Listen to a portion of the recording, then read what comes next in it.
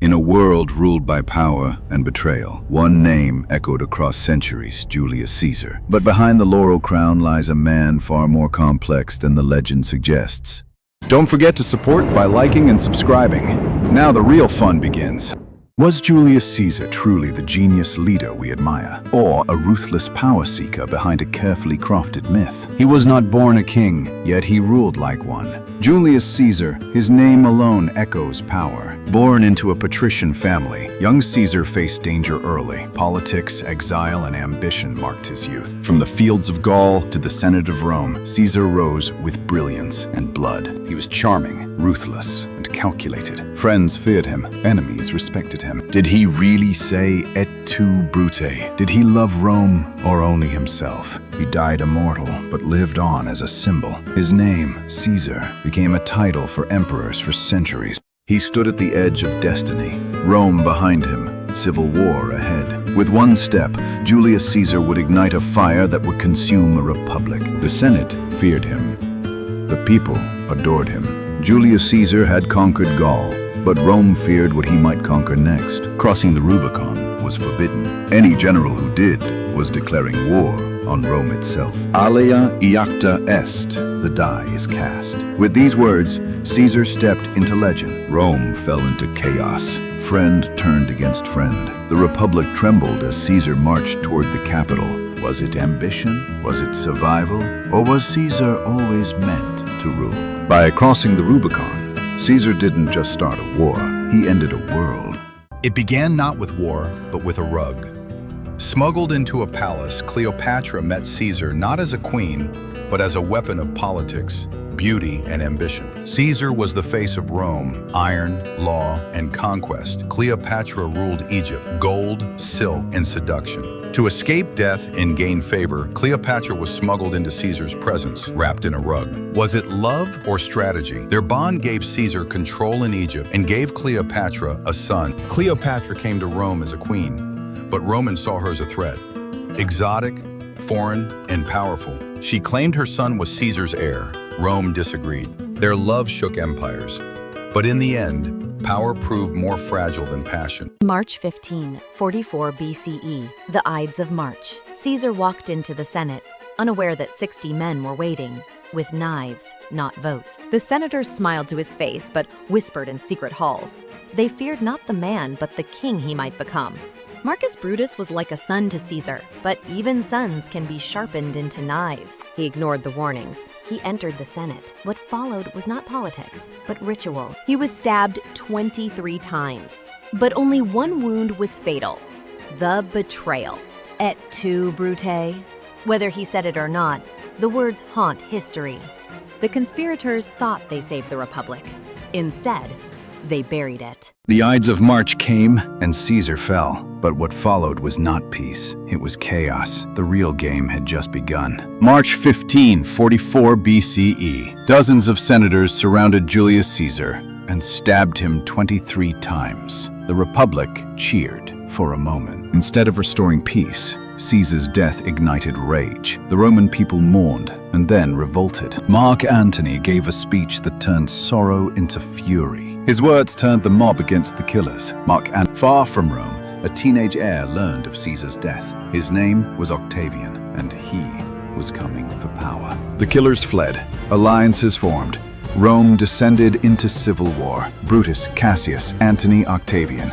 The board was set. Antony, Octavian, and Lepidus formed the Second Triumvirate, a temporary alliance with deadly consequences. At the Battle of Philippi, Caesar's assassins met their fate. The republic they fought for was already dead. Octavian outplayed Antony. Cleopatra's death sealed his triumph. Rome would never be the same again. Though Caesar died, his legacy ruled. Octavian became Augustus, the first emperor. The republic was gone. The empire was born. Before the crown, before the betrayal, there were battles that made him a legend. This is the story of how Julius Caesar conquered his enemies and destiny itself. Before he was a general, Caesar was a hostage. Captured by pirates, he laughed at their ransom price and promised revenge. Gaul was wild, fierce, and free, but Caesar saw an empire waiting to be conquered and glory waiting to be seized. Outnumbered and surrounded, Caesar built walls within walls to trap his enemies.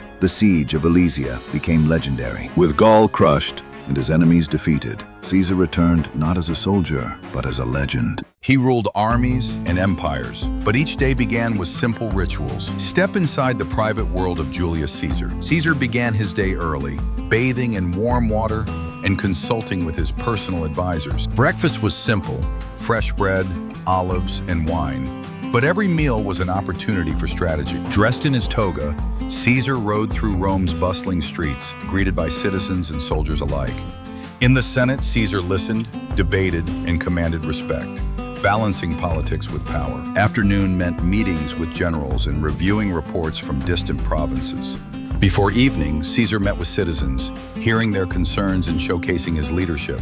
Dinner was a time for family and close friends, stories and quiet reflection. Before sleep, Caesar often reviewed letters and prepared for the challenges of tomorrow. Before social media and newspapers, there was another way to control minds: propaganda. Julius Caesar mastered the art of shaping Rome's opinion. Caesar commissioned grand monuments and statues across Rome to broadcast his power and victories. His written commentaries on the Gallic Wars were both history and propaganda, a way to shape his image and justify his actions. Public games and triumphal processions celebrated Caesar's success, turning citizens into loyal supporters. He portrayed his rivals as enemies of Rome, sowing distrust and justifying his rise to power. From coins to murals, Caesar's face became omnipresent, a symbol of authority and divinity. By controlling what Rome saw and heard, Caesar shaped not just politics, but the very soul of the Republic. Julius Caesar's life was marked by power, ambition, and ominous warnings. But did he foresee his own death? Caesar was warned by soothsayers to beware the Ides of March. But was it a genuine prophecy or political theater? Accounts tell of several prophecies and strange omens before Caesar's assassination, from comets to mysterious dreams. Some say Caesar dismissed warnings with arrogance. Others believe he accepted fate calmly, even mocking death. On the Ides of March, Caesar's wife, Calpurnia, dreamed of his death and begged him to stay home. Yet he went to the Senate. Whether fate or choice, Caesar met his end at the Senate steps. But the question remains, did he truly know? Was Julius Caesar just a man or something more? After his death, a divine legacy was born. Caesar's assassination shook Rome, but his followers began to see him as more than a man, an immortal symbol. The Senate officially declared Caesar a god, Divus Iulius, elevating him to divine status and changing Rome forever. A grand temple was built in his honor.